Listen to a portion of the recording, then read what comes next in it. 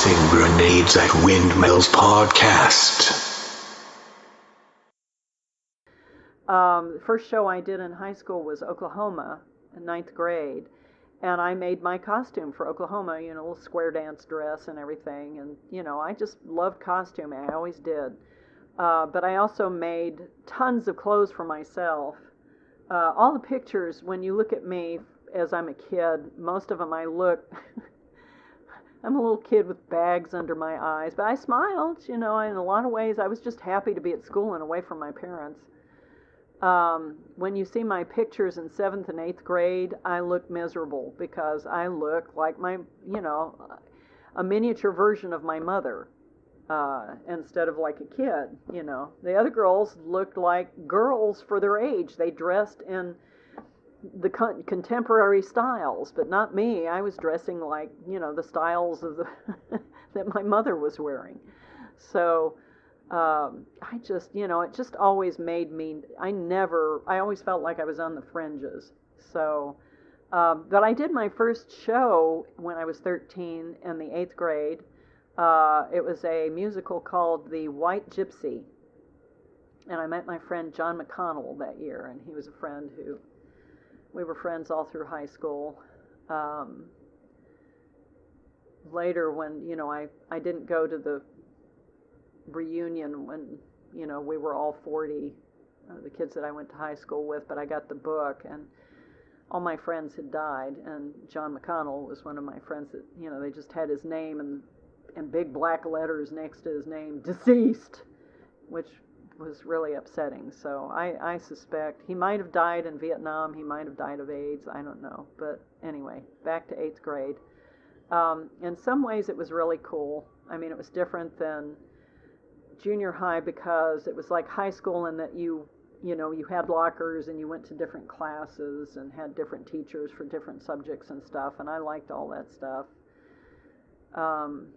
The accelerated classes I didn't do so well. I did well in the stuff I always did well in. I always was like in the top 99th percentile in English and vocabulary and writing, and not so good in math.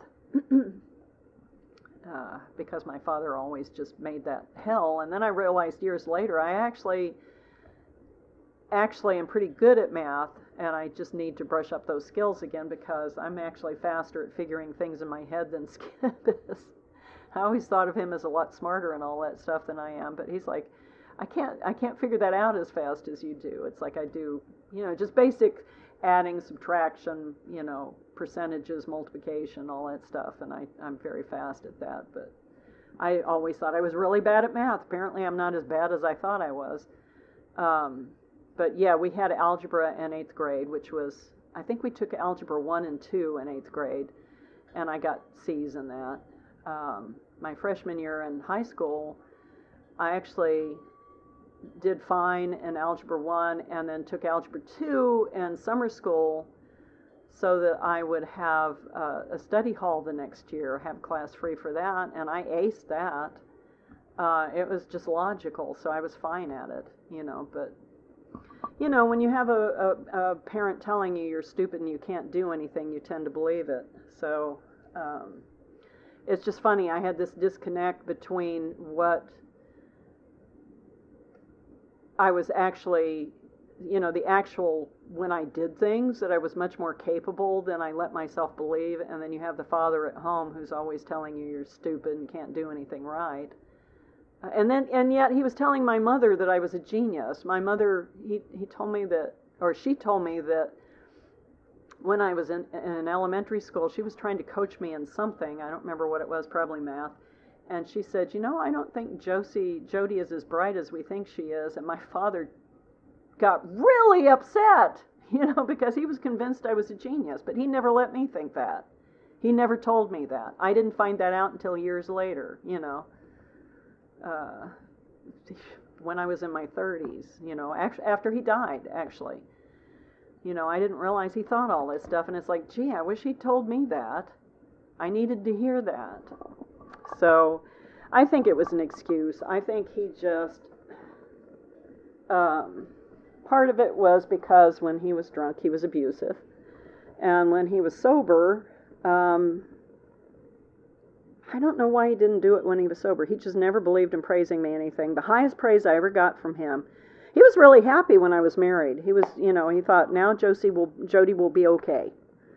And then the marriage fell apart, and I think that killed him. I really think that's what killed him, was my marriage falling apart, because he felt like, he felt badly about everything that had happened in his part, and my hardships as a child. I think he honestly felt guilty about that. I wrote a letter to him after I was married, I forgive you for all of this, and so on and so forth. And he apparently carried that around in his wallet until he died. That meant a lot to him.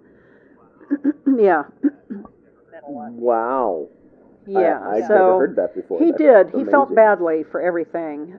He was not one of these people who, he couldn't admit guilt to me or say he was sorry, but he obviously felt guilty. And Well, based on the conversations that we've been having, and the conversations that aren't in the scope of the call that we're recording, there's a television series that I watched the first season of called The Series of Unfortunate Events. You've probably heard of the books. And in those, they have the volunteer fire department, and they have the people that start fires and the people that put them out. And people that have introspection, people that are capable of self-reflection, even if they do terrible things, put out fires. Yeah. People that don't have introspection, people that are shallow pie tins, pancakes, start them. But the one thing he did and he never said he was proud of me, but apparently, this is awesome, and again, I didn't learn this until after he died, that he came, when I was in high school, my freshman year in high school, I was on the basketball team, the junior varsity girls basketball team. He came to every one of my games. I didn't know that. There was a game where it was an awful game because the team we were playing against was brutal. And the best girls on our team who were African Americans, and this is something also I didn't think about until years later, is when I got into high school, because of things that had happened politically and legislatively, it had never occurred to me that I never had African American kids in my school until I was a freshman year in high school. I just didn't pay any attention to it. I had a few friends up until I got into high school, and then in high school I had African American friends. It just didn't make any difference to me. I just didn't pay any attention to it. I was taught not to pay any attention to it. But I didn't think about all the political ramifications, It was a huge thing that suddenly I was in school with black kids, And anyway, so we had two African American girls on our team who were the stars of the team, and they were brilliant at anything athletic. And academically and everything else as well. They were just really cool girls. And this other team had black girls on the team who, for some reason, decided that they were just had it in for one of the girls on our team, who was our captain and our star player. And they just were fouling her left. It was horrible. And it upset me terribly because it was wrong, and the ref kept calling fouls on our team when it was the other team making it. It was just terrible. The refs were biased, and I had never seen anything like that before. It really upset me. I didn't know what was going on, but it enraged me so much. I had this, strong sense of fair play and right and wrong, and that just was wrong, and it was unfair. And I was so angry at that time, I was a good enough player that the coach, I was the only player on the team that the coach kept in all 4 quarters every game. I played every game from beginning to end. And and I loved it. I was a great team player. I loved the teamwork of a basketball team. And that all died the next year. We'll talk about that the next time we talk. Anyway, I was so enraged, I made a shot from half court, and the coach yelled, "Jody, no!" But by then it was out of my hands, and it just went in swish. it just went right in the basket, and when it left my hands, I was like, oh no, I shouldn't have done that. But it went in, and when it went in, I was in shock. And the teacher and my coach yelled, don't stand there, keep playing, So I got back in the game. But my dad was there for that shot, and that was an away game. He came to every game I played. And he was there, and apparently my mother said that he just went on about that. He went on about that game for, forever and ever. He talked about me playing in that game and making that shot from half court swish. And before you, before he had cancer, like in the better years when they were in Augusta, when they were sitting on their respective chairs. Oh, he didn't die of cancer. I'm sorry. I'm sorry. Congestive heart failure. I'm sorry, but of the many things that caused him to But I guess my point is, they were having hypothetical discussions of where he would say, "Oh, you remember that time that did he call you Josephine or Josie?" They called me Jody, and I changed my name when I was in my late 30s. I decided I always hated Jody, so I went by Josie. So. You remember that time that Jody made that winning shot? And Grandma would say, "I wish I had an eyeball on my finger." "Why would you want an eyeball on your finger?" Yeah. Meanwhile, Jody made a great shot. Pretty much, yeah. Anyway, my mother wouldn't, actually, instead of the eyeballs in the fingers, she'd be saying, and then there was that time I pinched her, and then there was a time I held her head under the water a little too long, and she came up looking like a little raccoon. Oh my God. Anyway, so, but after that, and I didn't know why, he just started coming out to the basketball court and playing with me on that, out by the Presbyterian church. And it was really lovely because we just played like equals, And I was better than he was by that point, and he was really friggin' proud of me, and it showed. He didn't say, "I'm proud of you," but he just wanted to play with me because I was such a good basketball player, and he was so proud of me that he just came out and played with me and just smiled, and we had a great time. It was this awesome moment that I didn't know why it happened, but it happened, and it was awesome, where I knew that my father was proud of me. I knew he was proud of me, and he was proud of me because I was a good basketball player, so I did something right, and that meant the world to me. And later that was taken away from me by a stupid-ass teacher, but we'll go into that another time. But anyway, what was the other thing I was going to mention? The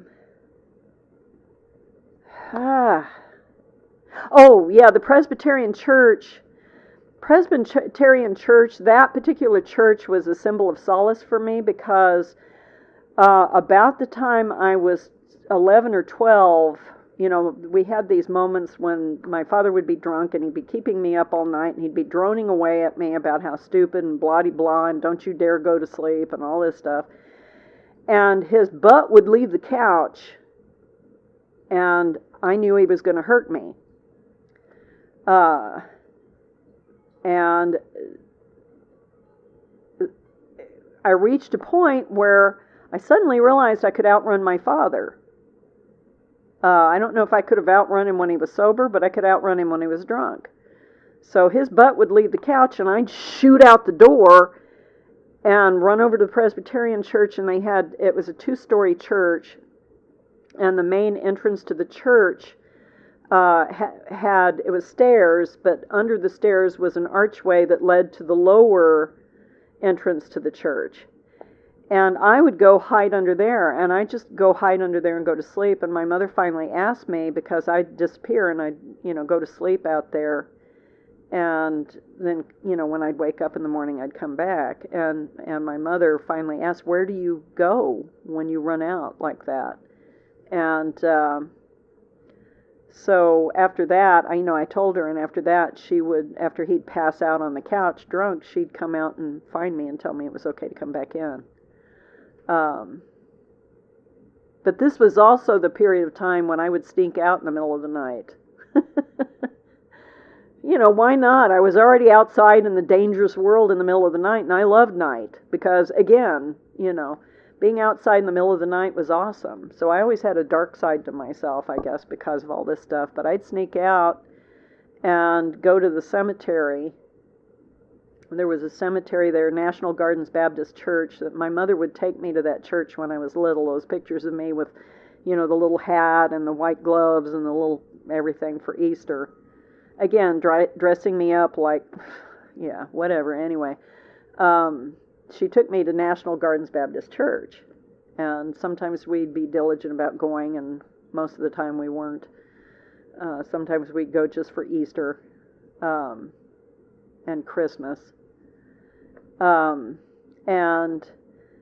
But across the street from that was their cemetery, and it was gorgeous. It was a beautiful cemetery that had all of these monuments and big angels and all kinds of reflecting pools, and it was just beautiful, especially at night, and because there were lights, everywhere, and so I'd sneak out and go to the cemetery. Going down our stairs, we had 2 stairs that squeaked, and I knew how to step over them so I wouldn't wake my parents up. And I'd sneak out in the middle of the night and go out to the cemetery and just hang out because it was beautiful. And I have always had an affinity for cemeteries, which my mother always thought was weird. And she didn't find out until a few years ago that I did that. She was freaked out. I didn't know you were sneaking out in the middle of the night. When I was supposed to be sneaking out and meeting friends because I had this friend who pulled a fast one on me. It was about the time that James Bond was coming out and, spy shows on TV. And so he suckered me into thinking that I was part of a kids' spy group, and I would get these special messages through the mail, the mail slot in our apartment. And I totally believed it. I totally was suckered. I was so naive. And I remember my cousins Charles and Martha coming to visit me, and I told them about this spy group I was part of, and they just laughed at me, because they knew I was naive. And eventually it turned out to be my friend Billy Moore, who lived a couple apartments down from us. But I totally bought into it, and, he'd make a time, okay, be at the playground at this place at, 2 o'clock in the morning, and I'd go out and there'd be nobody there, so I'd go to the cemetery and hang out, and, yeah, I still love cemeteries, and I still have more of an affinity for night than I do day. I still love school. Testing part of it is terrifying, but learning things is good, and just school was a happy thing for me because it meant I was away from my parents. So anyway, I can't think of anything else to talk about right now. But no, that was quite a bit of very interesting stuff, and I heard stuff, particularly that last bit about the cemeteries and sneaking out in the middle of the night. I didn't know. I mean, I knew you told me about the Presbyterian church, but you hadn't told me about the cemetery, which was very cool and very beatnik of you. No, it wasn't beatnik. That wasn't beatnik. I know. Well, you probably don't feel that way, but if you had met a young beatnik rogue, well, first of all, it would not exist, but it would also be thematically appropriate. Yeah. Well, and it's also, at the time, I loved Alfred Hitchcock and Edgar Allan Poe were my favorite writers at the time, until I got into the first science fiction book I ever read was How Spacesuit Will Travel by Robert Heinlein, and I was hooked ever since. I didn't realize that was the first you had ever... Yeah, I was 13. That makes my naming of the first Forever West book all the more appropriate. Yeah, Have Spacesuit Will Travel. So... and you guys got the one I sent you, right? Yes, thank you. Yeah, it finally arrived. So, I've always loved dark, basically urban fantasy.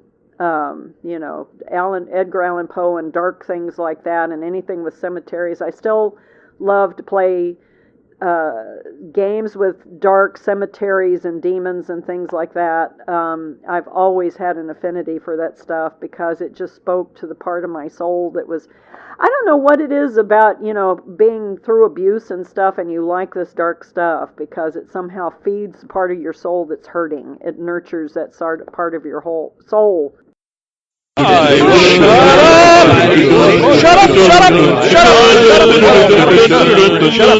Shut up!